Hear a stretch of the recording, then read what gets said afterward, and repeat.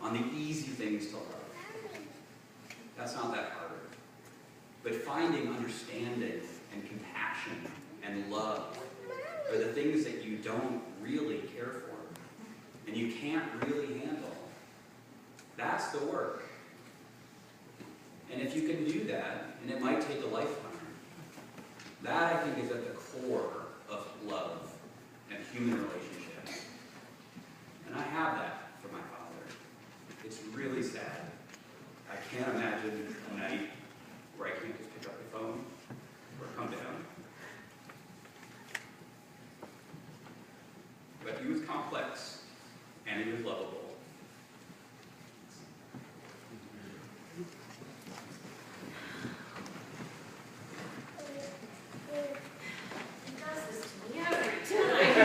I'm the older sister, and he got married first, and I have to go and be right behind him every time. So I'll just change note, and I'll start by reading stuff from other people, because it'd be a lot easier. Unlike my brother, I didn't prepare anything nearly as eloquent, but I wanted to start. I contacted my dad's brother and sister, who happened to be together this week. They're both. My Uncle Stan lives in Minnesota and is down visiting my aunt in Florida. They couldn't be here, and they wanted to send something to say about him. So, his brother Stan, I'll start with him. They were a year apart. They look almost identical, except Stan was about, 6 inches, 7 inches taller, and different builds. Stan's nickname was Bo Hunk, and Tom's in high school was Hammy. So, they had very different relationships, so I'll start with Stan's. It says, it's so difficult to remember and capture all the talents, knowledge, and experiences that my brother acquired the last 70+ years. How can one person gather these accomplishments, being one middle-class person from Minnesota? Tom was always driven to be an artist, sculptor, and was anxious to leave his touch with his acquaintances on his unique art. These pieces will be passed on from one generation to another because of his hands that created them. I know from the last 50+ years as Tom's brother that I saw a man who had a passion to be successful at art. Anybody would have dreamt to have his talent to be in this field of art. We all wonder how Tom could manage all of these tasks to be an educator, father, artist, wheeler-dealer, businessman, and time available for those who needed him. Always remember Tom for what he has accomplished and touched.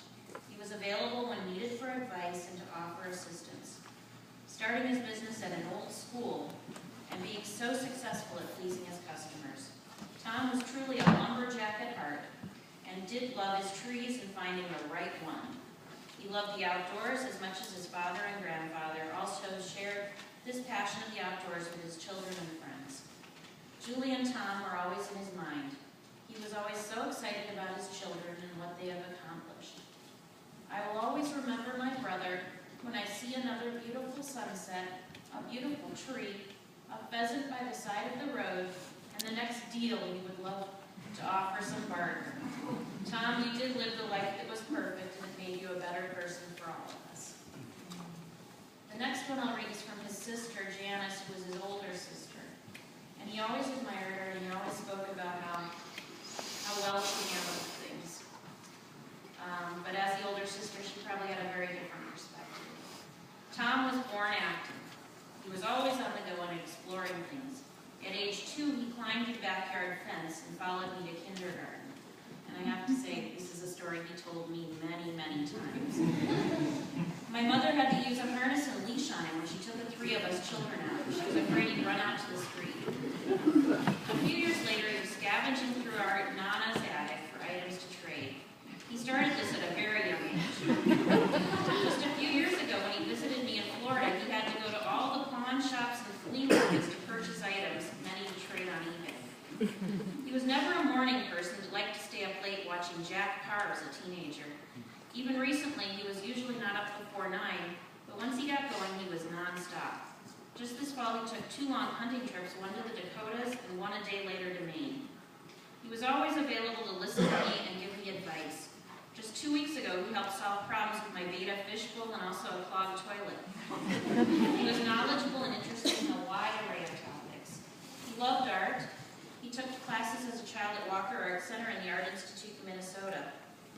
school, he got really interested in sculpture. This was more fitting with his football physique. One of his early projects was of 2 Vikings carved out of wood. He gave this to me and it sits in my living room now. He had a great interest and love for his Norwegian heritage and visited Norway several times.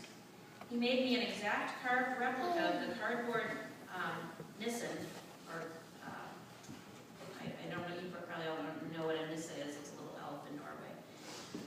My grandmother always had on her Christmas tree. It hangs in my kitchen now. He had an exceptional memory, sometimes creative memory, remembering many things from our childhood that I had forgotten he remembered. I had forgotten that he remembered I loved apricot-colored roses, and after my husband's death, he sent me a dozen for several birthdays. He was innovative and knew how to create things quickly. On a visit to my house in Minnesota, he cut up some logs and made a charming bench in minutes. When my mother was ill, he made her a wonderful wooden ramp to her back door. He loved his children and grandchildren so much. He was so thrilled at Julie's birth and carried her on a pack to all of his classes in Missoula. His favorite outing was hunting with his son Tommy. He raved to me about his 3 grandchildren, Tessa, Finn, and Christoph. He had a full, active, and productive life. His wife Martha was a great asset to him at the Elkland School and a wonderful caregiver these past few months. I will miss him deeply, Jan. For my part, I didn't know what to say. What do you say about the man who was the first love of your life, that you've known for 50 years? Well, in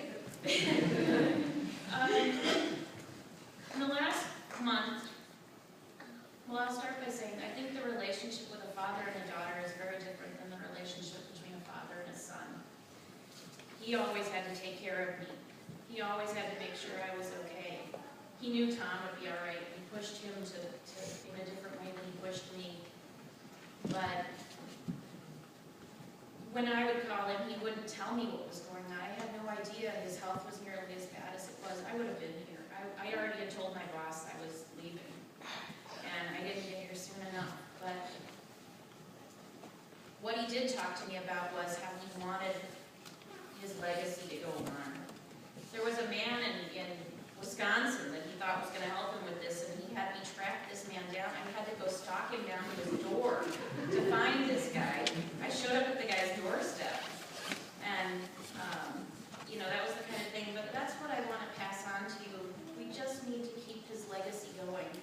And as I told Tessa and Finn and Christoph today, it's really hard for us.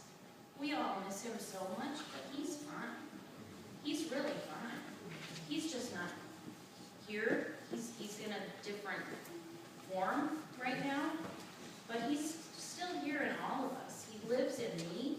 He lives in Tom and the grandkids, and everything he's done for every one of you, he lives in us.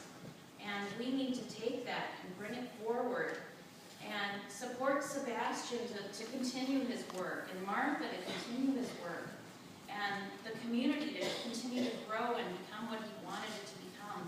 That's what he wanted more than anything, and he didn't have time to do it. He ran out of time. And I'm just asking for all of you to help me to do this, to help him complete the job.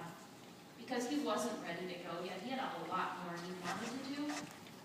I wasn't ready for him to go yet. I had a lot more I wanted him to do.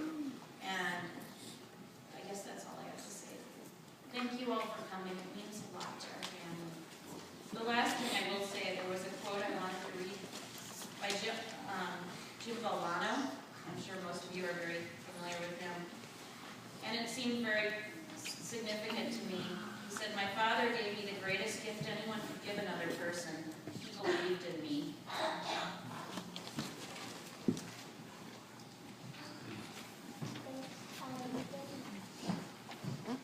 Hi, you guys probably all know who I am by now, but I'm still going to introduce myself. I'm our first granddaughter, Tessa.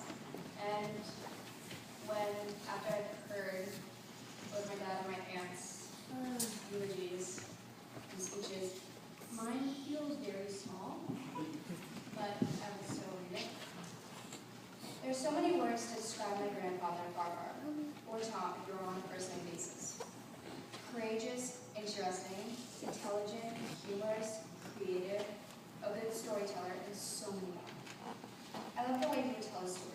always starting a sentence with now. Now, when I was in 6th grade, or now remember, she was pretty tall. He also encouraged me to play soccer, and came to some of my games when I was on the community team in my town. He was one of the reasons I joined my 6th grade co-ed soccer team. It was nice to give me courage when I saw him in the crowd, smile when he knew I saw him. He would always tell me after the game who he observed was the best on the opposing team, which was a lot. He would tell me that I played well, and then we would always go to a restaurant with my dad and my little brother. He really observed people, what they look like, their personalities, their hobbies. It would probably take him only 2 hours to know what a person's background. There's this quote I love by Maya Angelou. It's, I've learned that people won't remember what you said, what you did, but they'll remember the way you made them feel. Papa cared about people. He would buy them presents for a special occasion, and just because he knew they would like something he came across. He and Mama would buy me cool pieces of jewelry, or I would receive creative and very artistic felt puppets that I used to watch Mama make. She would start with the base at 5 in the evening, and in the morning she would just walk out of her bedroom with a new puppet. Papa would just smile, knowing how in awe I was. One of the gifts Papa gave me was his little letterman's jacket from college. Even though it was covered, and to me, covered with fire. I will remember him by that. At Mama's 4th of July parade, when I would become exhausted and overheated, which was usually after 5 minutes, Papa would just drive up to me in his UTV, and I would hop in. I loved it when he would drive me up to his workshop gym on his UTV. It was fun to see all the art in it. Papa told me to be very careful and wanted to make sure I wouldn't get hurt.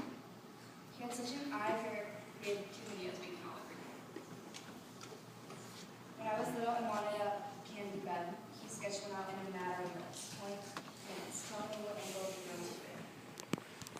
He knew how to construct cool sculptures and furniture. He was amazing, Papa. I miss him as we all do. I think why I don't believe he is gone is because he was such an amazing, thoughtful person. And I don't believe he's gone because of those things. I remember him by his jacket, stories, and his special place in my